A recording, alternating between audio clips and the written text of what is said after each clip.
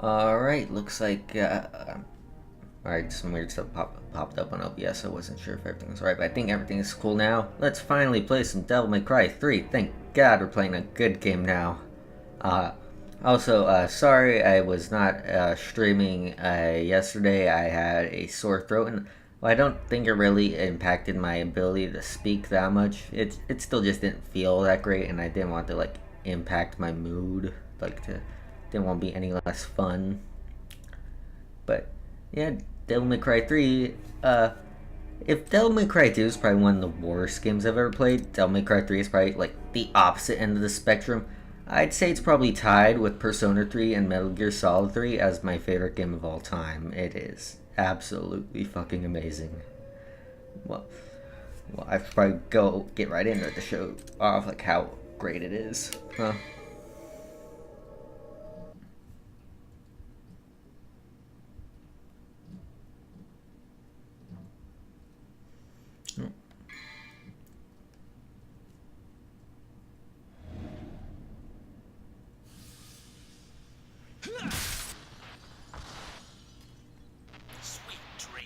Now there's the Dante we know and love. I'm gonna skip this intro cutscene for now because we will see it again once we actually start up the game. Compared to like DMC 2, where it was just like a sort of clip show that didn't show up in the actual game. The intro cutscene to this is like the actual like starting cutscene of the gameplay. So normally, if this was your first time playing the game, you wouldn't see this like character select thing. But since I have beaten the game, you do have the option to play between Dante and Virgil.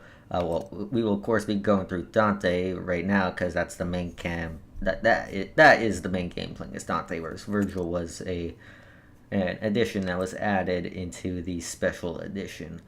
That's actually should probably just talk about that a bit. The special edition of Devil May Cry, even before the HD collection was a thing, Devil May Cry 3 was re-released in the West, at least. I forget, the special edition probably came out in Japan too, like probably added the ability to play Virgil and stuff. But another big reason that Devil May Cry 3 was released was because in the West, and it's starting up again, my bad. But in the West, like US and stuff, difficulty was a little jacked up in there for whatever reason, and I don't know what. Maybe it's part because there were two people complaining that Devil May Cry 2 was too easy. They went to the opposite end of the spectrum, and for whatever reason, while when you selected normal difficulty in West, what you really got was hard difficulty. Like the name of the difficulties and like what the actual difficulty was completely different, and so on and so on. So like if you selected hard, you got very hard, or actually I wasn't sure. Not sure about the exact difficulty levels in the original release, so I'm not sure if like maybe they added some difficulty levels in special edition. But yeah, one in addition to adding Virgil as a playable character, one of the things special edition did was set the difficulty levels to their proper place. Now normal is actually normal. Tutorial output it off. Compared to like DMC 1 and DMC 2, where DMC 1 I was only kind of knowledgeable, and DMC 2 where I forcibly removed as much knowledge of it from my mind, I think I'm pretty damn good at this game. Oh, hello. I say I'm pretty good, but well, it's been a while since I actually touched the game, so I might have like DMC 2 on the mind, and that might screw me up. Also, I have not touched a clean save of the game since I played it for the first time. Like, I've basically been playing on higher difficulties on like my save file where you carry over all the stuff you've unlocked. So I may be a little a loss trying to get used to the fact that I don't have all my abilities, my weapons, my styles and stuff. But that being said, I have beaten this game on every difficulty with the exception of Dante Must Die and Easy, so I think I'm pretty good at it. So we'll be going with normal, of course.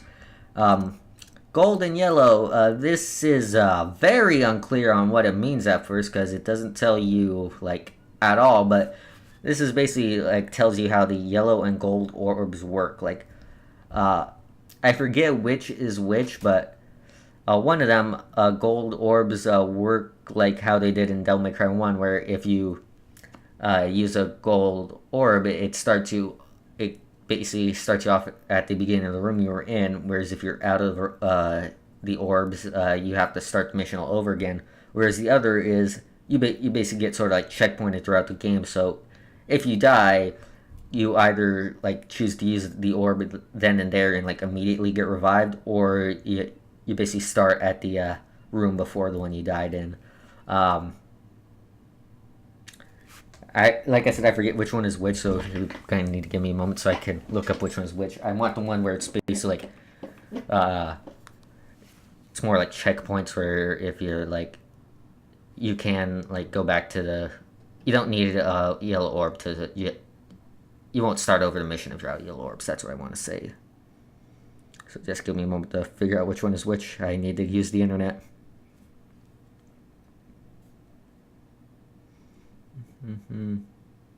Probably move this around so the intro thing doesn't start up again.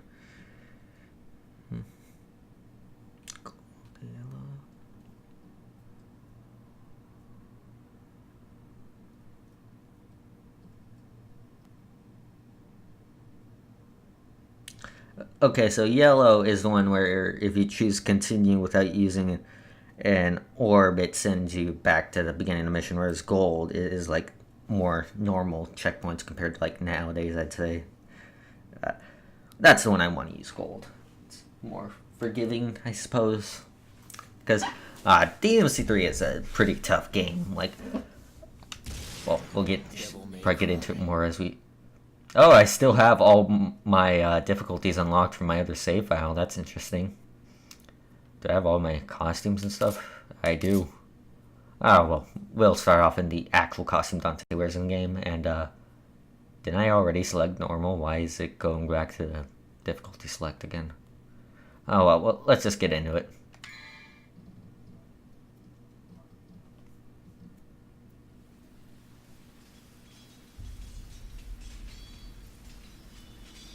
You've heard of it, haven't you? The legend of Sparta? When I was young, my father would tell me stories about it. Long ago, in ancient times, a demon rebelled against his own kind for the sake of the human race.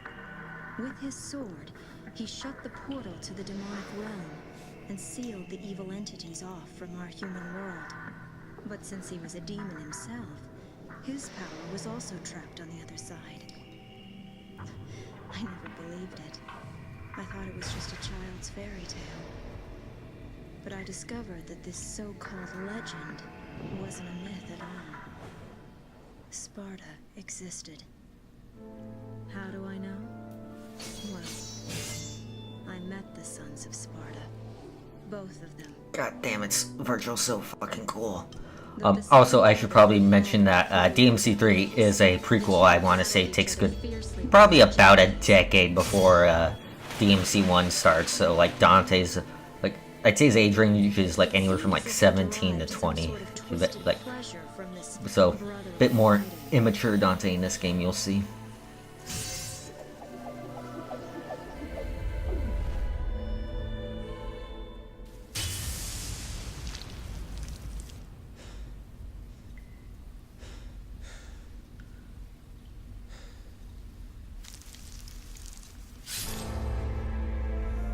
But in the end,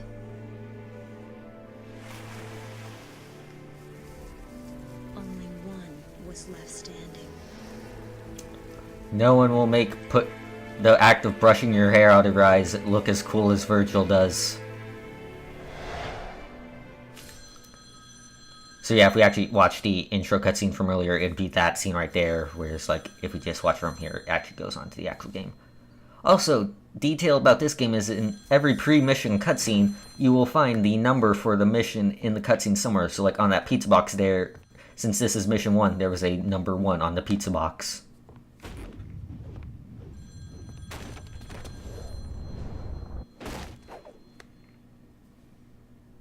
Sorry, not open for business yet. And again, another voice actor for Dante, though this is the one we're pretty much sticking with for now, one Ruben Langdon.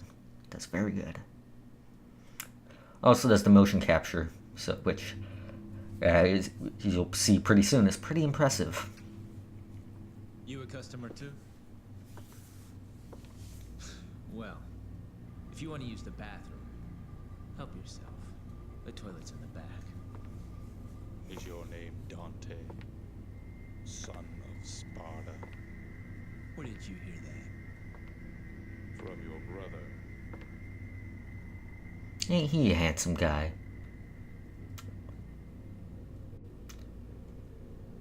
Might want some lotion though. Invitation for you. Please accept it.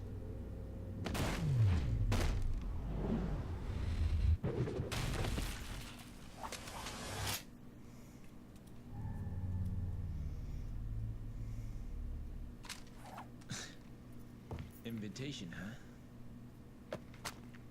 It's so nice seeing Dante have an actual personality again.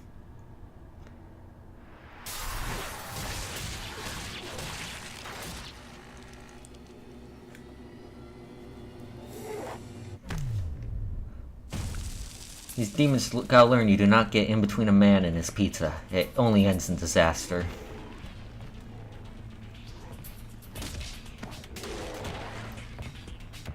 He even goes for the pizza before he goes for the gun. It's great.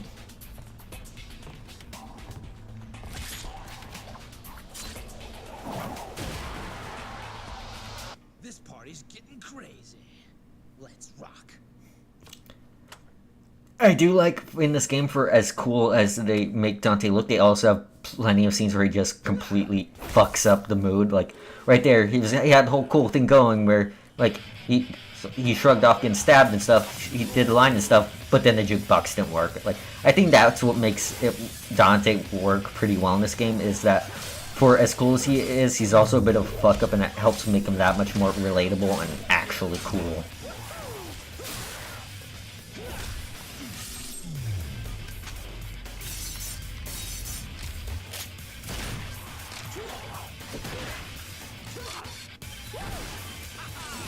This is an actual move you can do on the game. In the game, by the way, you can actually like slide on demons.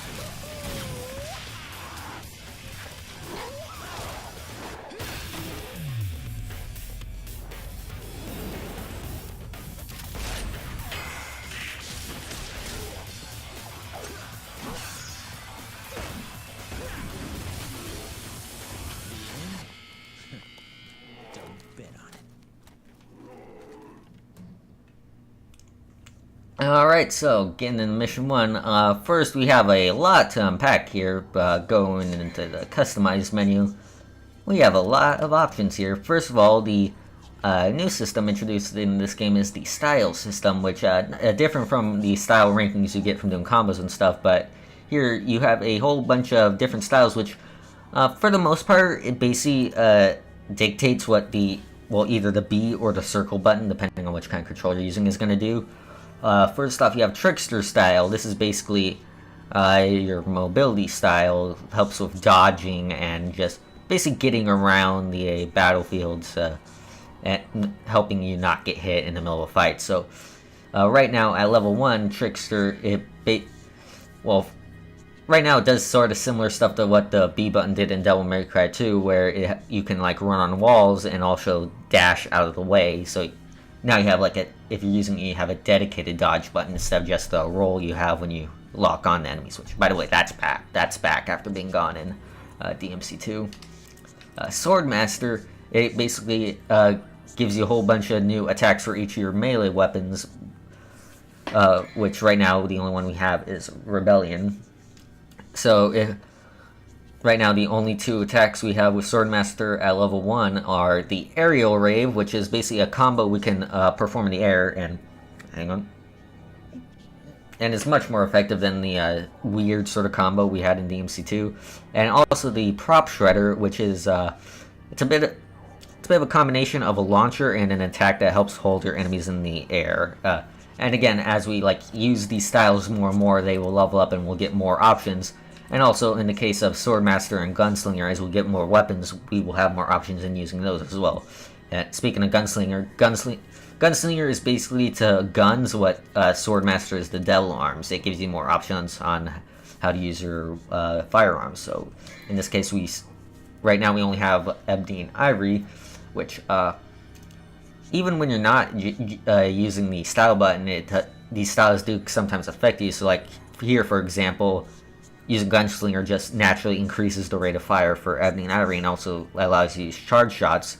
And also, Twosome Time from DMC2 is back, and a lot more easy to use because, well, now you use the style button instead of just getting in a weird position and hoping it happens while firing normally. And Royal Guard, I will not be using it a lot, but you'll definitely see other people who play this game, they get a hell of a lot of use out of it. It basically gives you a block button, which, let's get into it. The block and charge, if you time it like just right, you can. I forget if this ability is only available to you once you level it up more, because again, like I said, I don't use Royal Guard like at all. But if you time the guard just right, it basically negates all damage that you receive. And also, with every guard you do, you basically build up a meter, which once you build up enough, you can then do a release, which is basically a counterattack that basically releases all the stored up energy you got from the blocks back onto your enemies. And depending on how much energy you've stored up, that can do so much damage to your enemies. So, like I said, people who know how to utilize it better than I do can break the game with this style, but I don't really know how to use that well. In all honesty, I'm probably going to be sticking to Swordmaster and Trickster for the most part, and delve in the Gunslinger a little. For now, we're going to do Swordmaster. I find that works good for this mission. Like I said, right now we only have good old Ebony and Ivory and Rebellion. Items, here we can purchase items. It's all the same stuff you expect. The healing items, the Devil Trigger items. We don't have Devil Trigger from the start again in this game because as it's a prequel, Dante has yet to awaken his Devil Trigger. But yeah, we've got the Holy Water, the Blue Orbs, Purple Orbs, and the Gold Orbs. All of that good stuff. And again, we can purchase new actions for all of our moves, though we can't right now because we have no Red Orbs. Once again, we have to purchase Stinger, which is still probably the most frustrating thing in the world. We got Dry, which is a sort of ranged shockwave attack we can do with the sword. So it's more useful in Devil May Cry 4. And again, we have to purchase Air Hike. And I'm so glad they changed this in Devil May Cry 4. I forget if it was like this in 1, but you have to basically purchase Air Hike for every weapon. Like, if you switch from Rebellion to another, and you have Air Hike on it, but you switch to a weapon you have that you didn't purchase Air Hike for, you basically just lose the ability to double jump for the entire duration you're using that weapon. Which is pretty annoying because there are some melee weapons you get in this game that just don't allow you to buy Air Hike for whatever reason. And guns, similar to Devil May Cry 2, you can upgrade your guns and stuff, though the actual, like, what the actual upgrades do varies from weapon to weapon. Like here, Ebony and Ivory basically does the same thing in DMC2 where you get more firepower from the upgrades. But like I said, we don't have any red orbs, so we're just going to start right off in the mission. So, as you get in... Oh, red orbs and stuff. I hope it comes across just how much more fun the combat appears here. And as you can see right there, this was in Devil May Cry 1, but its use wasn't as great. That was the taunt, where basically anytime you have, like... you can't do this from, like, across the room from an enemy, but, like, say, like, right here while this guy's not attacking me, I can taunt him, and that'll give me a boost to my style ranking, which, you know, of course comes with the risk that the enemy will attack you while you're doing the taunt, and you'll basically, like, lose the style you worked hard to get up, but if you pull it off, you do get a good amount of style back, and I forgot I still have to unlock Stinger. That it's that annoying me that I have to unlock it.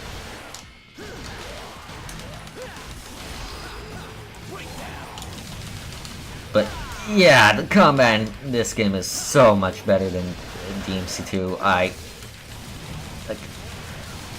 Like, for one, there's actual difficulty, which you probably aren't seeing that much right now, but that's because I'm used to the game. If you were not used to the game, I might actually be struggling a bit right now. Like I'm gonna go ahead and say this is probably the most difficult game in the series, but it's earned difficulty. It's difficulty you can work past and get better at the game with. And like, again, like the reason I'm probably so like not having that much trouble with it right now is because I've beaten this game on most of the higher difficulties than normal. So right now, it almost feels like I'm breaking the game just by sheer experience. Oh, and here is the surfing move. If we have Ebony and Iron Crypt, you can also mash the shoot button to start just blasting them all over the place. Hope it hits anything near you. Ah, darn it. Almost got through the whole mission without getting hit.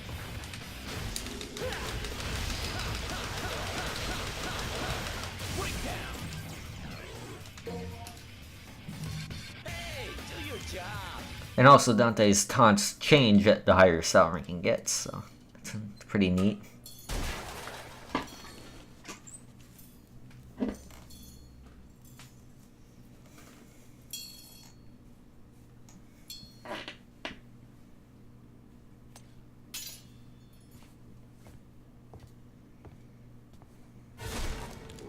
That bastard. Okay, I was just content sitting in my office and letting this whole demon invasion, like, play itself out, but now all you fuckers are dead.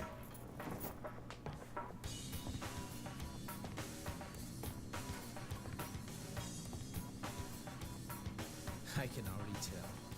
Looks like this is gonna be one hell of a party!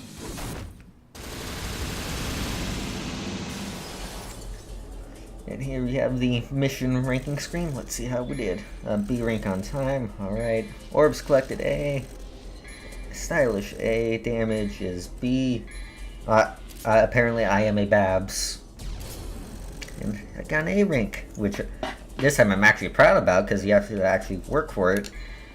Hang on, just make sure I don't save over any of my other files. I've worked very hard for those. And we'll be moving on to the next mission now. Compared to like the previous two games, I definitely know like decent cutoff points for each stream. So similar to DMC1, there probably only, for the main Dante campaign, there'll probably only be 3 streams. If I decide to go in like Virgil or Bloody Palace and stuff, I might do some more. I don't know yet. Also, I want to mention that generally, most people say like the story and stuff in Devil May Cry isn't like that amazing. I argue with that vehemently. I think the story in DMC3 particularly is pretty great. It just some people can't see through the fact that it's kind of like cheesy and stuff to see that there's some actual like substance there. But I do recommend you actually pay attention to like the story and stuff because there's some good stuff there, good character growth and stuff. Like, I would even like argue that in terms of like in terms of structure alone, if not for like the actual like substance within it, I think this is one of the best structured games I've ever played. Like it. Well, I'll get into it later. Mission 2, the Bloodlink. Bludgeon devils like an iron hammer. These mission descriptions are cool. I forgot to upgrade myself. Hang on, I'm gonna fix that. Hang on. Like, upgrading is now actually important. For this mission, I'm either gonna want to do Trickster or Gunslinger. I'm just trying to decide which one.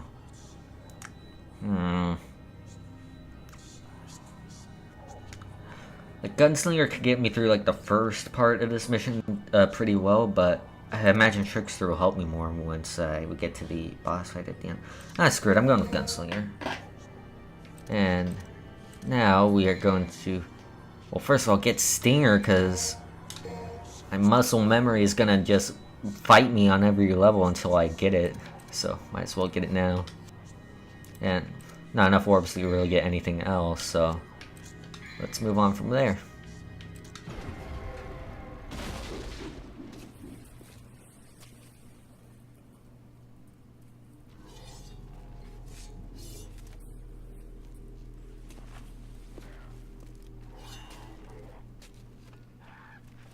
Damn it!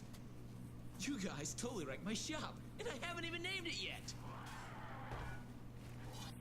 Those are some PS2 teeth right there.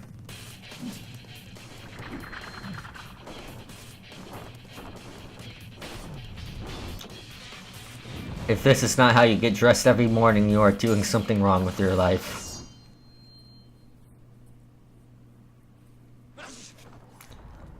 Once again, Dante does something cool, and then immediately ruins the mood. I think it does, like, great to showcase Dante's, like, immaturity compared to later in the series. Also, 2 on the billboard for Mission 2.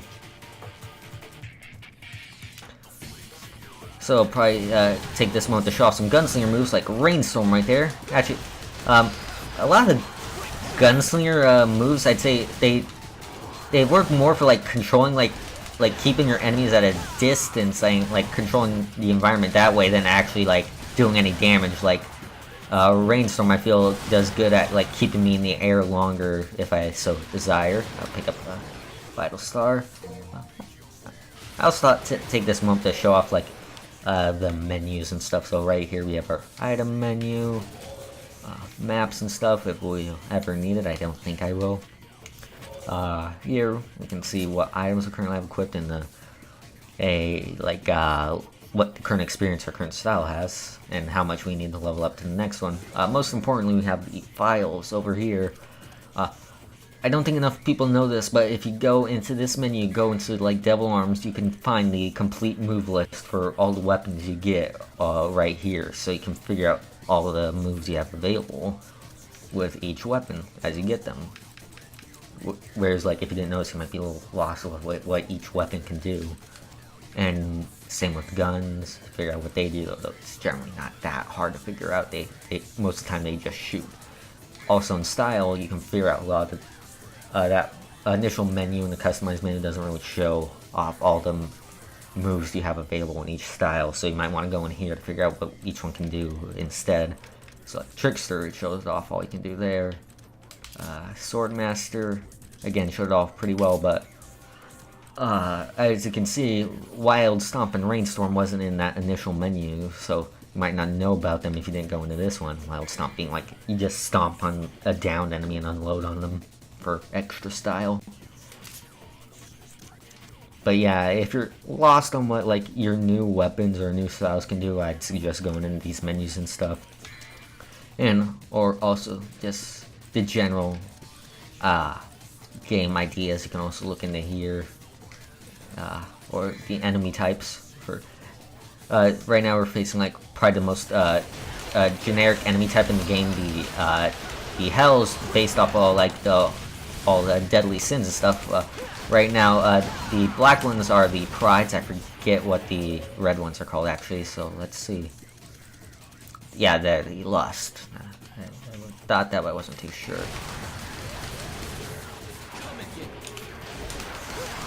Ah, darn it.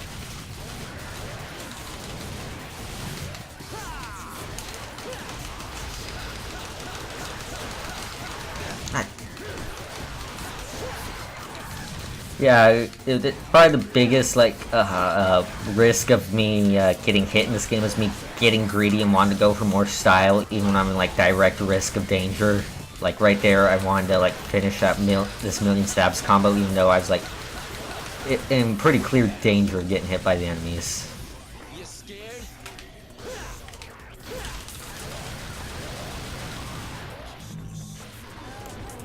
Oh, careful, these guys, you basically just back up and shoot them till they explode, otherwise you're just gonna completely destroy yourself. Oh, well, also, they basically, like, deflect your melee attack, so that ain't gonna help either. Hang on, let me... And of course, if you can get other enemies near it when it explodes, it does a fair bit of damage to them as well.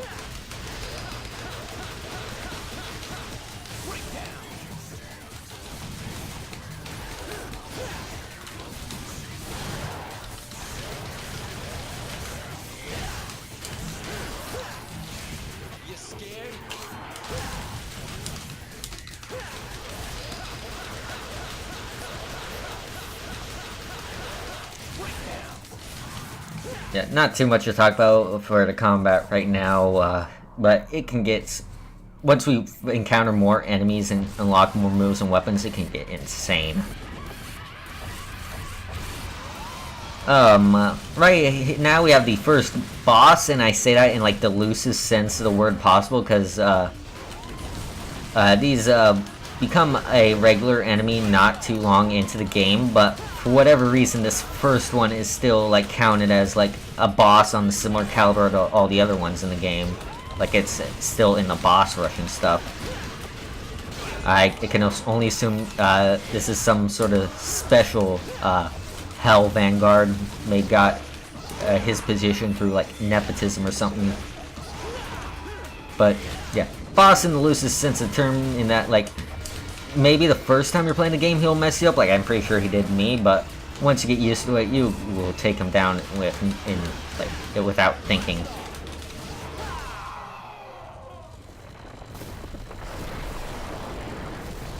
And now the city's exploding, so looks like we did a good job there.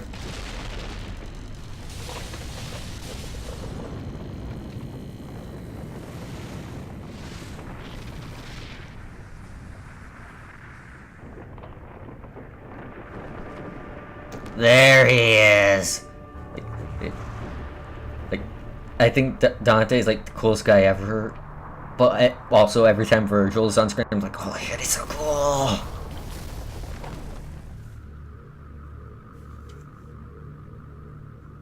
Also, for whatever reason, this city appears to have been built in the middle of the fucking desert for some reason. It's been nearly a year since we last met. Want to know whose decision that was? Go.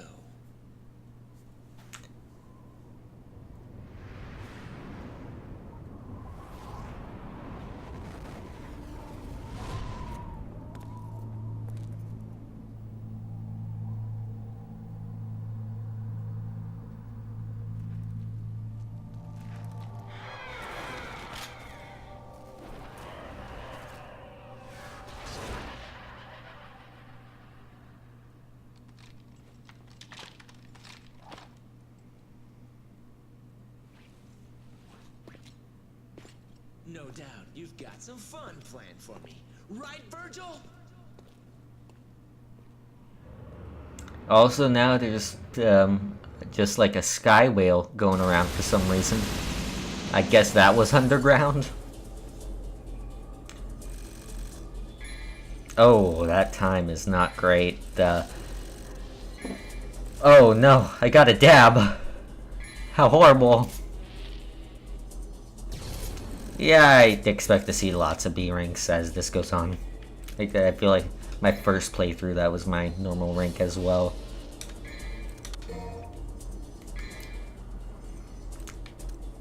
Alright, on to the next mission again.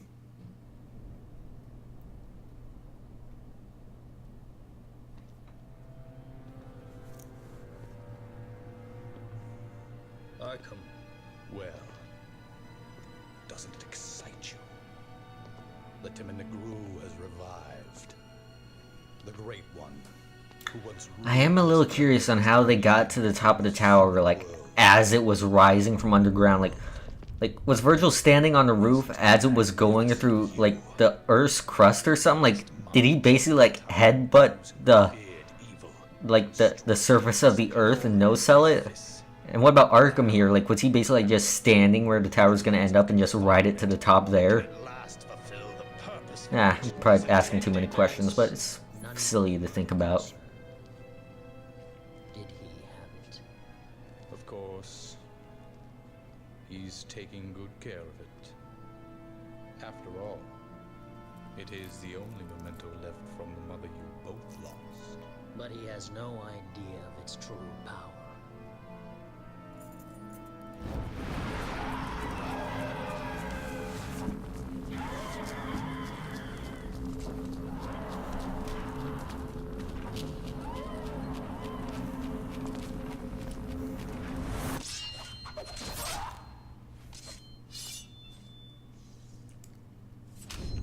It will never not be cool when Virgil does that.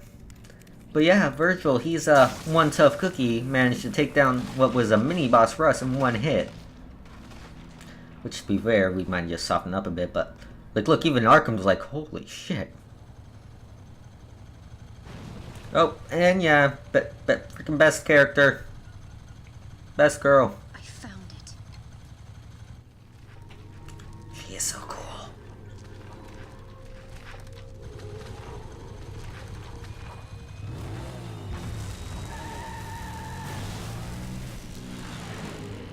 And here's probably the most readily apparent example of the numbers appearing.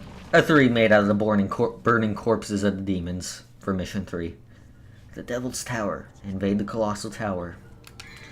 Let's see what we can upgrade. For now, I'm probably going to switch to Trickster. Actually, let me think about it. Oh yeah, actually, I'm probably going to stick with Trickster for now, because I do want to get it to... I think at least level 2 for something that's coming up later when the secret missions. Any moves I can unlock? No. Should I upgrade the power of the guns? I'll hold off on that until later. I'll save up my orbs.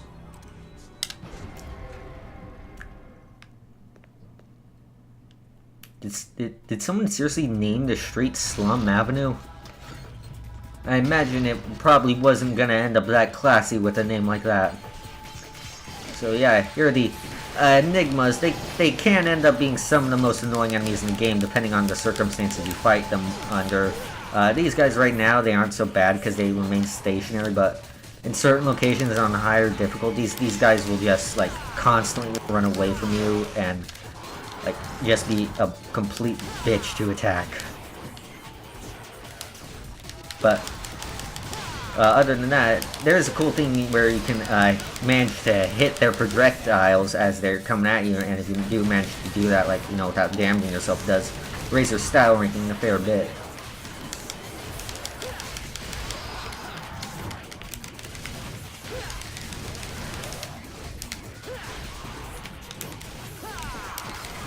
Oh, dang it.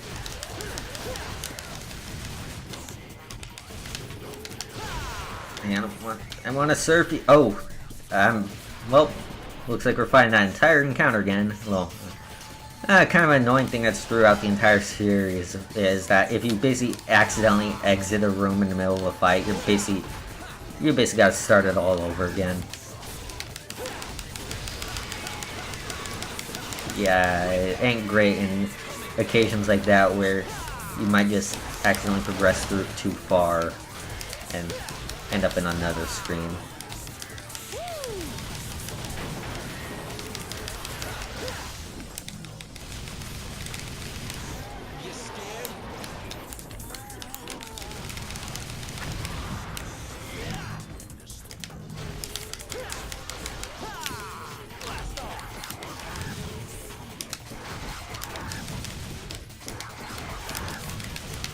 No, I will say, like something I just noticed, at least this, like, game goes through the trouble of, like, showing the city getting completely fucked up by the tower.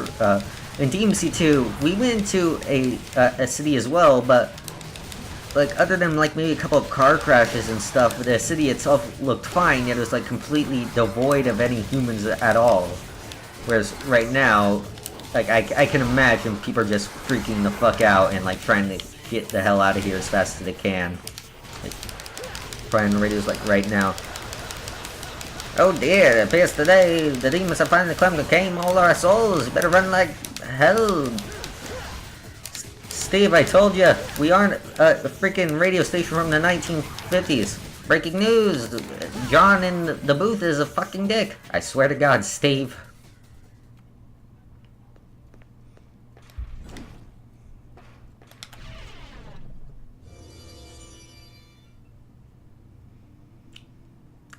Look at that, we're gonna get this shotgun so soon. Right there. And of course, as always, we partake in Dante's favorite pastime, reckless property damage.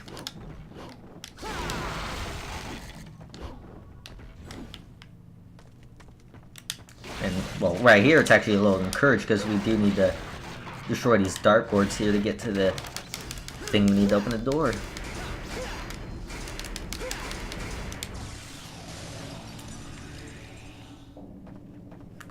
Grab the shotgun, and you remember how in like the previous games we had to open up a menu if we wanted to select a new weapon, and it was pretty clunky and pretty much broke up the flow of combat? Well, check this shit out.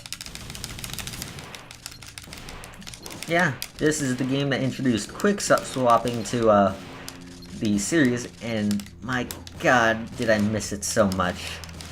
Like, with just one click of the left trigger, we can switch pretty much instantly between the Ebony and Ivory and the shotgun, and that way you can, like, basically integrate shotgun and handgun attacks into the same combo. Once we get more Devil Arms, that same mechanic will be there, and one downside, I guess, I actually think it works pretty well in this game, is that for this to work, you're basically restricted to a loadout of 2 Devil Arms and 2 firearms per mission, so you have to basically, like, account for what you're going to encounter later on, and hope you, well, just work with what you got. But honestly, I think the 2 weapon limit works pretty well. Like, DMC4 has 3 weapons, and I feel that just makes it easier to get lost in what you're doing. Like, oh no, I wanted to switch to this weapon. Oh no, now my combo's just completely lost. Also, stripper pole attack. Just thought I'd show that off.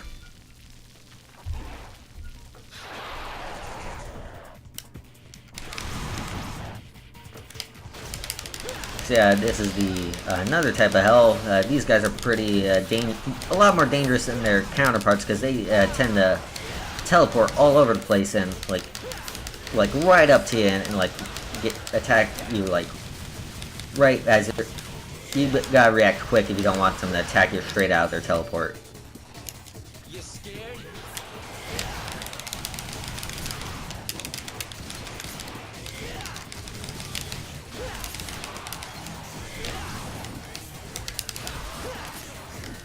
But let's see if we can use this to our advantage. Yep. So yeah, this stripper pole is a excellent thing to use in combat, which is not a sentence I thought to be saying today, but here we go. God darn it, I'm getting sloppy.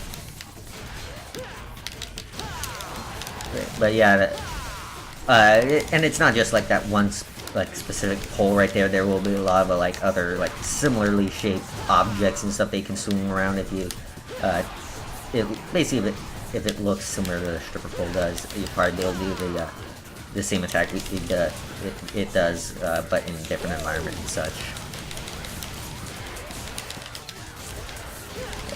I brought up earlier how during that like demon surfing attack you could fire off Ebony and Ivory, and if you mash the fire button, I forget if I mentioned that only works with Ebony and Ivory. Like if I had the shotgun equipped, for example, I was doing that, I wouldn't be able to do that. I'd basically just be surfing the enemy with no projectile attack at all.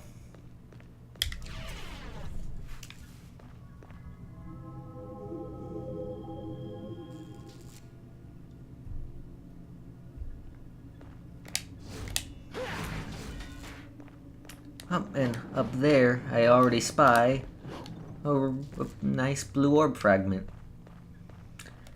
And once again, they work exactly as they did in previous games. Just get 4 of them, you get a full blue orb, and that increases your max health.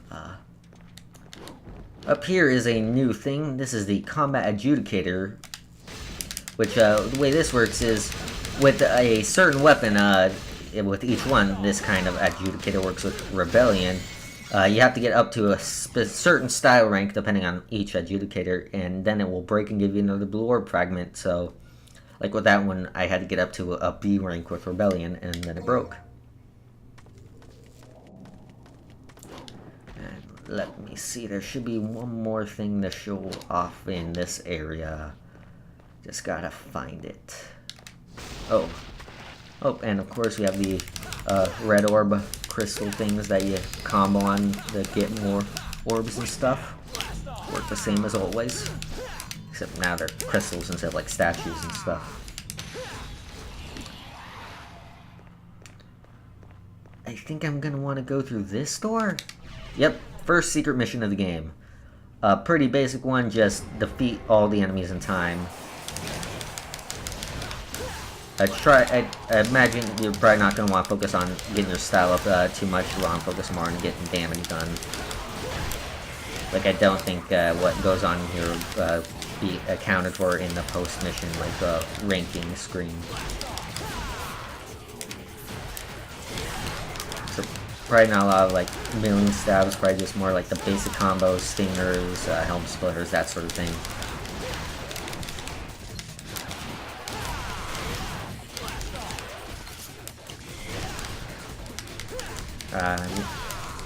These guys might pose a problem right now for me. They tend to have a decent amount of health. Maybe this might actually be good to use on these guys, because it lowers down their health right now. In this period where I don't have too many other weapons to damage enemies with. Did I do it? Oh man, I cleared that win like milliseconds to go before I failed. And yeah, once again, secret missions get you blue warp fragments. I don't know all of the locations for the secret missions. I have completed all of them in this game, but I did need to use like a walkthrough to figure out where they all are. So I'll try to find as many as I can, but I can't promise I'll find all of them. Let's see, can I buy anything new? I'm gonna stick the Trickster for what's coming up.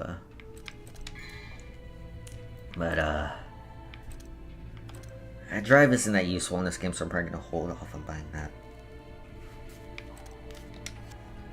What about guns? I'll raise the firepower on the handguns. Now we enter the tower where we'll basically spend the entire rest of the game.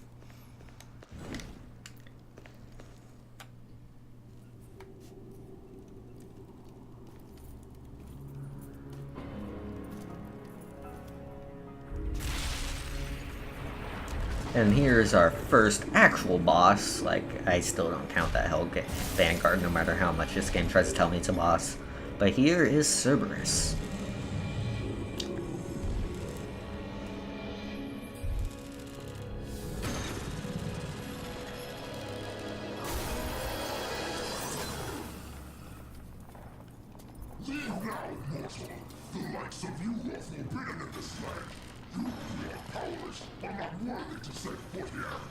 Wow, I've never seen a talking mud before. You know, in a dog show, you'd definitely take first place.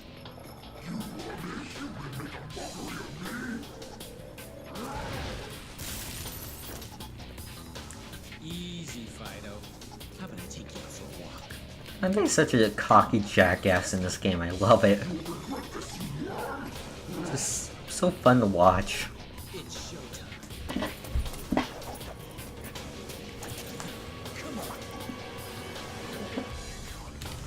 So, right now, Cerberus basically has like this shell of ice on it that's basically protecting it from most of the attacks you can do on it. You're going to want to soften it up with ebony and ivory first before you actually try anything. Like, just chip the ice away as much as you can.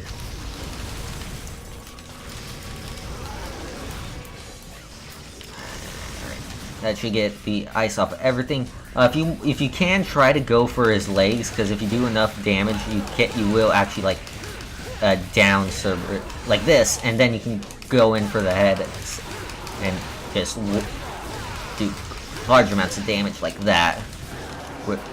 Which you can still go for the head without hitting the legs and downing him, but of course while you're doing that, Cerberus will still be like active and trying to hit you and stuff.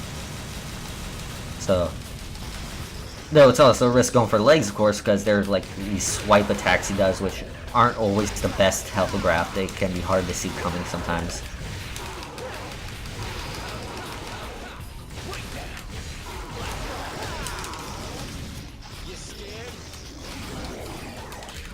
Oh, and yeah, like once you hit like the halfway part or so, Cerberus will turn red, and I believe he gets like more aggressive, and I don't know if he does more damage and stuff, but yeah, it's like he will be tougher in this portion of the fight than he was at the beginning.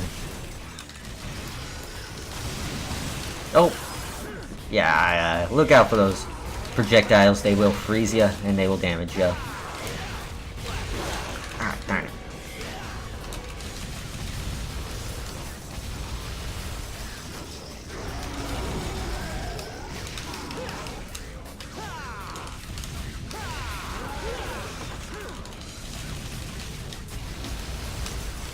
Ah, darn it. Honestly, Cerberus is a boss fight I consider tough, even like once I do get like more of my abilities and stuff. Like, it is entirely possible that if you play the game for yourself, you may, well, let's just say the fact that Cerberus is pretty much literally a wall is pretty accurate to his role in the game, because he will stop your progress if you don't figure out what the hell you're doing in this game. Oh, and there's the first death. Yeah, I'm not surprised at all. Yeah, I do believe there are plenty of people who, like, Cerberus basically just completely stopped the progress they were making in the game and they just couldn't get past him. Which, if that happens to you, really, what you gotta do is just reevaluate what you're doing, just take your time, don't focus too much on trying to get your style rank up if you're having too much trouble, like, actually getting the job done first, like, really, that's good advice to take for all these games in general. Try to, like, actually get things done before you actually try to do them well. So, like I got plenty of practice in these games, so of course I'm gonna be trying to go for, like, the big, rank ups and stuff, but, towards the beginning, I, of course, sucked, because I was basically trying to get, like, S ranks and stuff, but I didn't know what the hell I was doing. And that basically led me dying over and over and over again. And it wasn't until I decided, okay, screw the ranking, let's just try to get this done, that I actually, like, figured out how to improve. And I really think that advice should apply to anyone who plays these games. But at the same time, don't completely ignore the rankings, at least try to vary up what you're doing. Otherwise, I feel that your gameplay can get just sort of stale to watch. Speaking from experience as someone who's watched people play this game.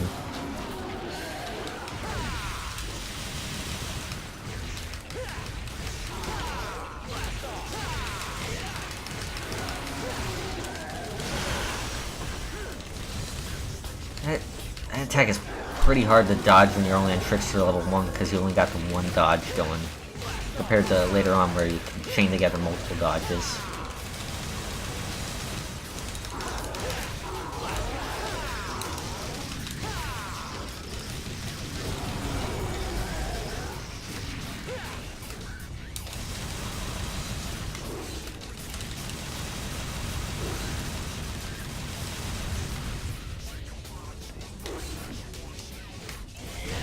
Also, Cerberus's boss theme is great, like... Well, really, that's pretty much all I wanted to say. It's a really good boss theme, and... there was this, like, remix album of a bunch of Devil May Cry songs. I think it's called, like, the HM album. Like, I think it's supposed to sing, like, a hard rock and heavy metal. And, the version of Cerberus's boss theme that's on that, track is pretty great. I'd recommend looking it up. Just, you know, just look up Cerberus Battle HR remix. And once we start whittling Cerberus's health down more, we will start destroying, like, the individual heads. I don't know if they have, like, their individual health, or, like, it's basically once the overall health reaches a certain point that you'll start destroying them. Who knows? I'm not even sure myself. Regardless, you have proved your strength. I acknowledge your ability. Take my soul and go forth. You have my blessing.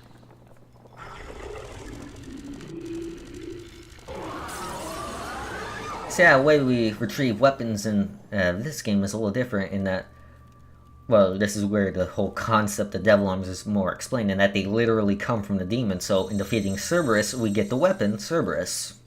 In this case, it's basically a triple-headed ice nunchuck. And of course, Dante's gonna take this opportunity to show off to absolutely no one, just cause he can.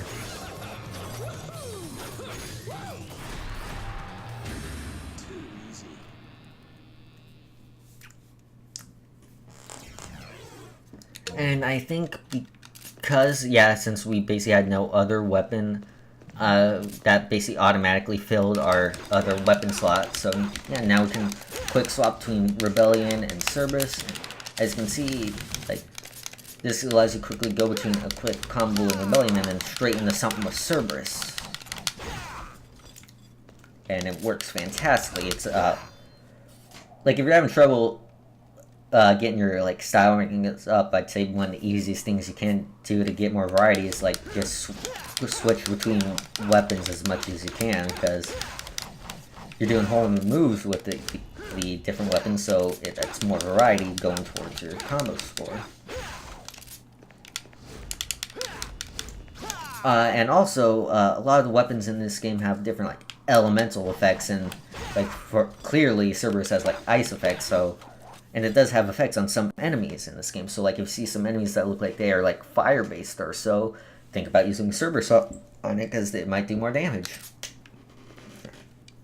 And, of course, usually after the bosses, and when you get new weapons and stuff, you get this, like, this little moment of downtime to just sort of practice all with your new weapon, like, observe all the new moves you got. Let me try to remember some of the combos with Cerberus here.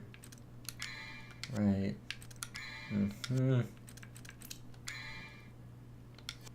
Alright, this one, let me make sure I got this down. It's the basic combo. And there's the second combo with the crazy combo extension. That's the thing I should explain. There's this thing in this game called crazy combos, which is basically, in certain combos, if you basically just start mashing the button, you'll do a modified, basically, like, spammy attack, which, like, for example, with Rebellion Combo 2, we can just, like, sort of just do the 3 inputs and do that basic attack, but if, basically, like, after the first attack, we just start spamming the attack button, instead it goes in, like, mainly stabs. Same with the Stinger. If we basically, like, start spamming the moment we do the Stinger, it should go in the main stabs. Yeah, there we go. And similar, if we go dot, dot, dot, dot, basically get the basic Cerberus combo too, but if after the pause you start mashing the button, we will get this, like, satellite move where the weapon revolves around the Dante. And like I said, pretty much every weapon has some form of crazy combo that the move list will explain, so try and look that up.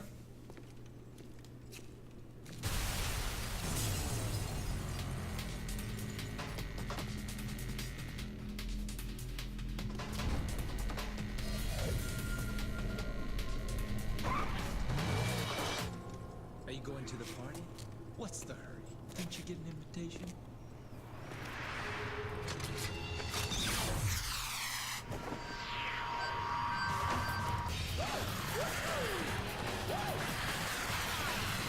Have I mentioned I fucking love this game?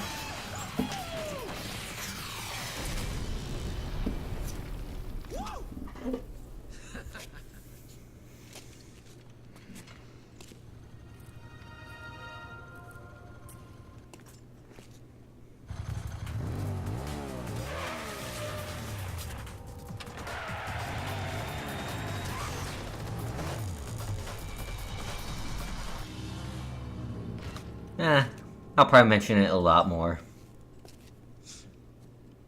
This just keeps getting better and better. Took the words right out of my mouth, Dante.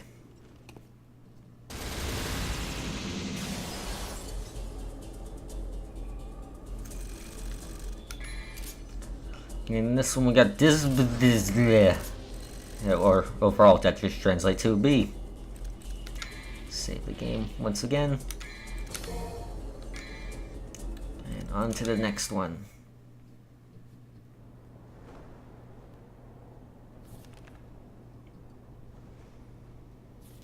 What do you think these two do just, like, while they're waiting for Dante to show up? Like, are they just standing there in silence? Looks like we have. It's gotta be boring. Guest. Is that so? A human. Or maybe, like, Arkham just keeps pestering Virgil, like, hey, there's this cool thing in this book, you want to hear about it? Ask the uninvited one to leave. How about this thing? That is what you want. You should read this, dude. Actually, I happen to be acquainted with that woman.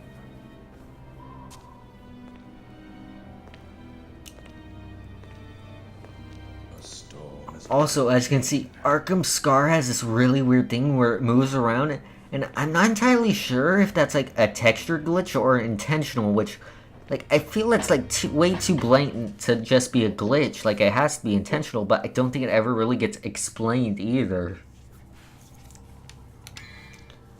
Let's see. Oh, and now that we got Cerberus, like, if we go into the menu for Swordmaster, we can now see moves we got for Cerberus as well, which we got Flicker, and I think that might be the only move we get for Swordmaster rank 1. And of course, we can also buy more actions for Cerberus, which we can upgrade Revolver, which is basically the Stinger replacement, where we just spin around a whole bunch. And Windmill, which one is Windmill? Oh yeah, that one. It's not that useful. Do I have enough for Air Hike yet? No. What about Stinger level 2? I'm gonna get Stinger level 2 because that's just basic stuff that I should have. On a mission for the uninvited one, find the key to the stars.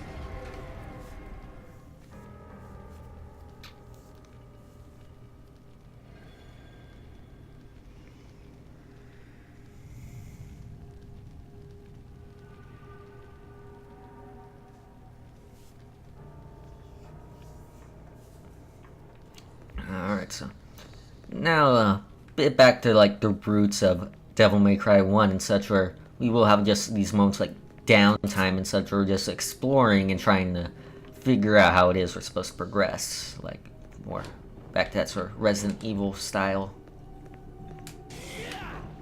Also, Stinger off ledges like this, it can help you get across. Forget if that was in Devil May Cry 1. Gonna want to go in here, I believe.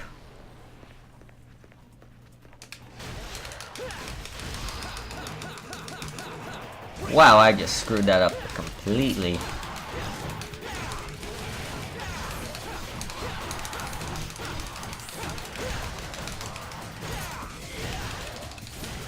Come and get me.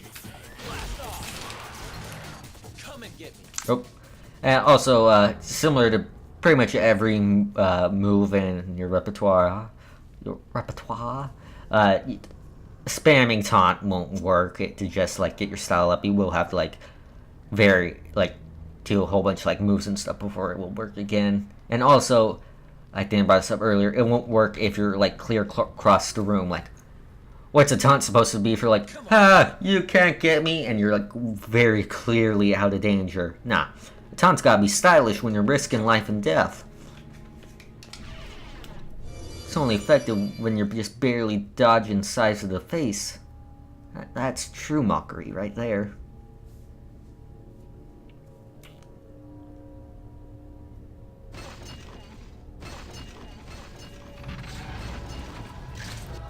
I will say this game has some of my favorite like visual design for the enemies, and also like my favorite like gameplay design.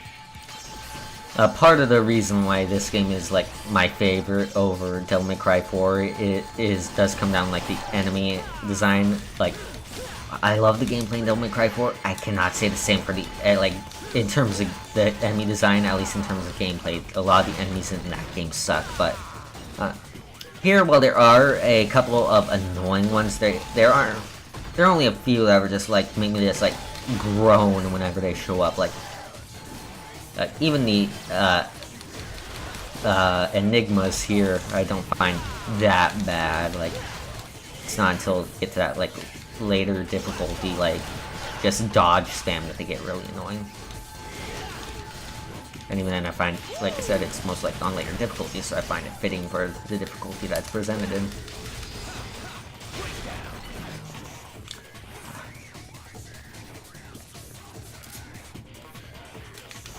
Oh, also, Cerberus, like I brought up earlier, how you can like attack the projectiles, the enigmas, and that you and get your style up. Cerberus is generally pretty good at that. Like, the windmill move, it lasts long enough and like just has a nice like long vertical range in front of you that can help like get all of them destroyed in one move. Where the hell are you?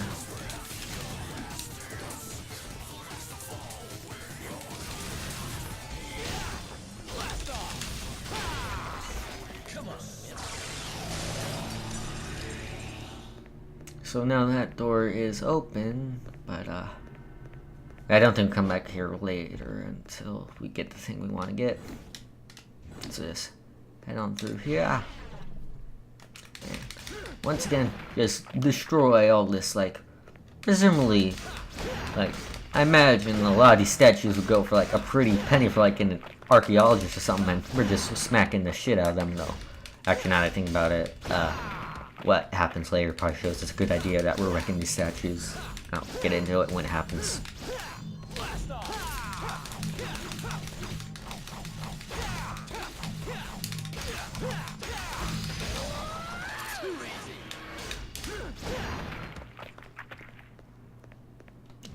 Alright, so now that we've just destroyed all that, all these sculptures and gotten all the red orbs we want, just wail on this thing and it'll get the elevator in the center of the room started. Which, luckily, it's slow enough at the start, gives us smoke to hop on before it goes.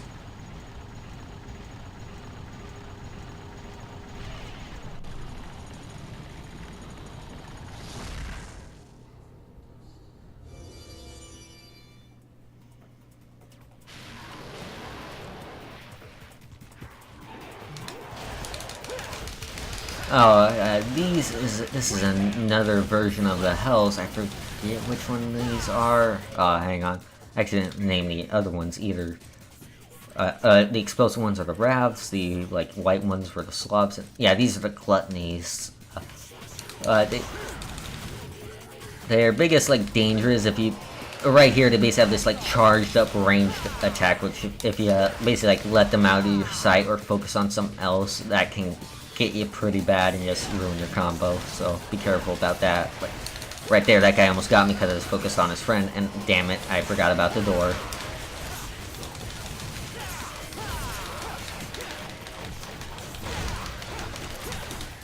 Also, if you can, try to get as many enemies into like the same attack as you can, because that also like raises your style like a shitload. So like, if you basically like land 1,000,000 stabs on like 2 or more guys at once, your style is just gonna skyrocket. Oh, also within Trickster style, if you manage to dodge your Trickster dodges just right, that will also raise your style, so might help to play a little riskily there.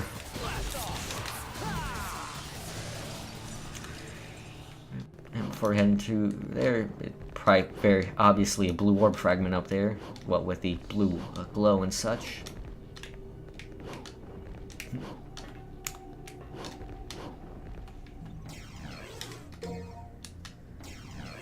Oh man, that's enough to get us a full blue orb.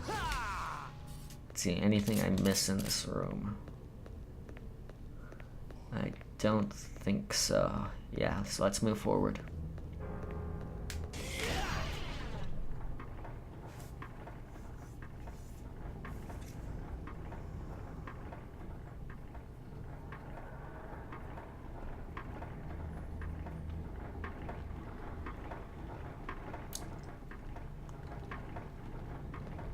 So now we are further up some of the more impassable gaps in the stairs, I believe.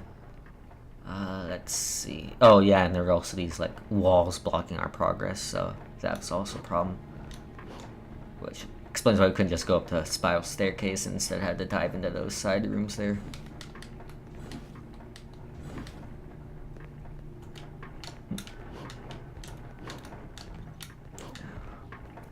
Feels weird not having air hike again after being used to it for so long.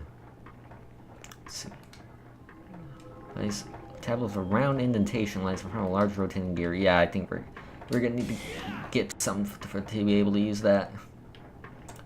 If I use a stinger, I'll be able to cross this gap. Nope. Wait, what if I kick off this wall? Yep. I think we're gonna wanna dive into here. Yep, this is where we want to go. Well, this walkway seems perfectly safe. Oh, shit.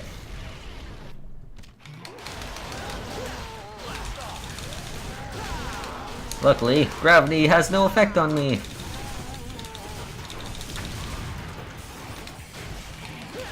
Oh, also, I guess there are demons and stuff, but those are never a danger. Watch me get my ass kicked after saying that. It's gonna happen, I know it.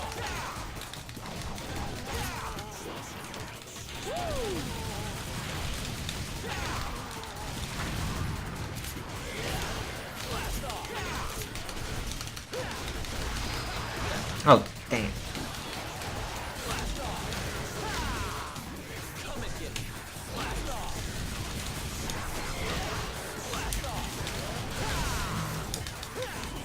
I think the Lust can actually be, it tend to be some of the more annoying enemies for me to deal with, at least when it comes to getting hit, because there's, like, insignificant enough that I tend to ignore them compared to more, like, dangerous enemies, but their like, dashing attack there is dangerous enough that since I'm ignoring them, it can catch me off guard easily.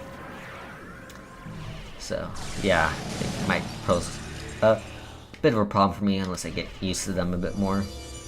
And in here is the next boss, the Gigapede. And, I forget if this is a case of the, whole environmental, weaponry thing, because I think Cerberus works good on this guy, but like I said, I don't remember. Like, it might just be more like the style of move Cerberus uses is effective rather than like the actual elemental effect itself. So, like, that being said, the moves Cerberus uses are effective, like, to use once you actually do get on the Gigapede. I think you can also reflect back those balls of electricity, and those do pretty significant amount of damage, though I'm pretty sure I've only ever done that on accident.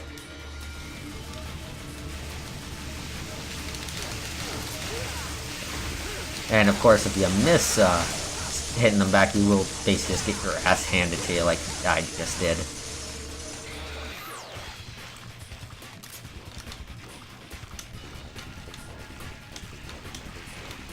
Oh, come out this way. Let's see if I can get there fast enough. No, I can't.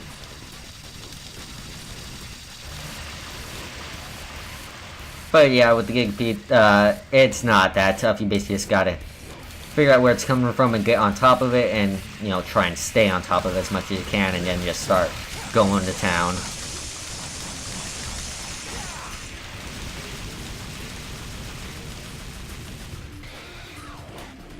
Otherwise, it's not going to pose that big a threat to you.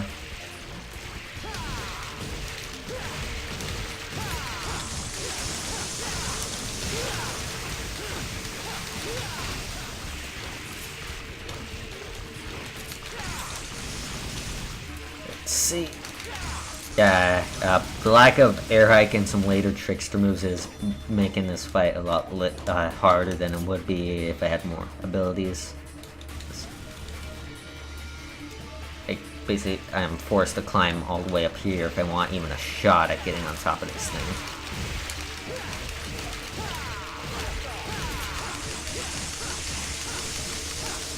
And of course, it'll do these spin moves to get you off, and also, as you can see, it does like that sort of electricity move where it's basically just like scanning across the ground below it, and if it does that while it knocks you off, you're gonna get hit.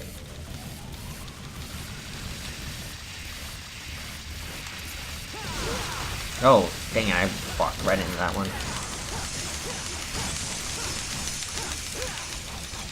Might be able to finish it off with the guns. Oh.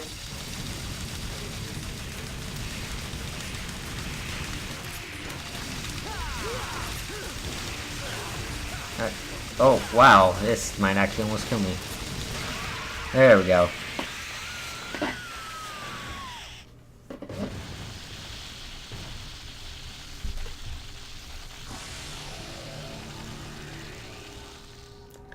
So, yep, that is the, well, technically it's the third boss of the game, but like I said, I did not count the Hell Vanguard.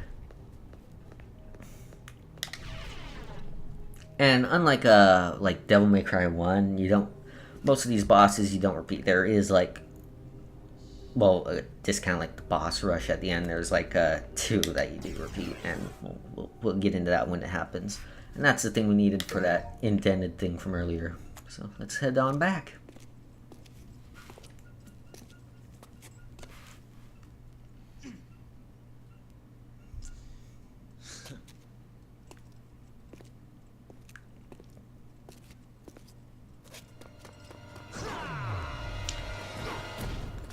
Dante, son of the legendary Dark Knight, powerful half-demon hybrid, stopped by a door.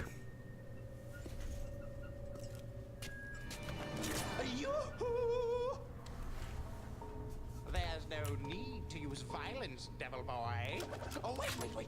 Better listen to what I say, lad. This tower here is very sturdy. You see? Your Yes, because tricks of course, will do no good. if it was anything else, that such a light tap would have completely destroyed it. Big nose. That could be a problem. Just hear me out. You've got nothing to lose, right? My name is Jester, and I know a thing or two about this place. That thing there is a power generator for this entire sector. In order to open the door, you need to apply a little something to it first. Do you know what that is, kid? Or is that too difficult for you? Get to the point, or you want to keep on dancing? Well, from the looks of things, it appears he does. Actually, I prefer a sword to be my partner. May I have this dance, my lady?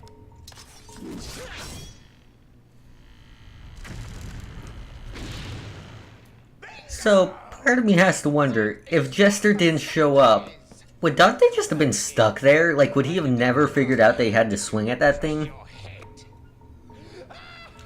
Like, Virgil would have just been waiting for Dante this whole time, meanwhile he'd be stuck here just like, hello? I don't want to open the door. Open sesame. I see. Thanks. You still piss me off, though.